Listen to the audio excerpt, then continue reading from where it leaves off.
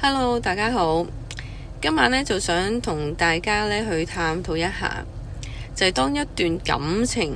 要結束嘅時候，究竟係可唔可以好好分手嘅呢？而主動提出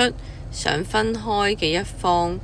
其實又係唔係一定係代表當佢哋嗰個關係可以結束嘅時候，佢哋就會有一種解脫嘅感覺，就唔會有傷痛嘅呢？今晚呢，我就好想去同大家分享一下。大家好啊，我係 Bianca Dr. Ho。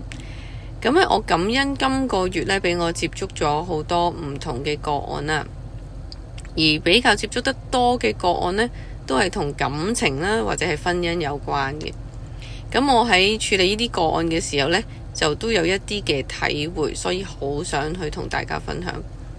好多時喺一段關係入邊，當要去到結束嘅時候，總會呢，大部分時間都有其中一方發現自己已經唔再愛一個曾經自己可能愛嘅人啦，又或者佢已經發現自己原來好早之前已經放低咗呢一段嘅感情，甚至乎呢係已經做咗一啲嘅行為呢，係有呢個離開，或者呢就係已經離開咗呢段感情嘅狀況嘅。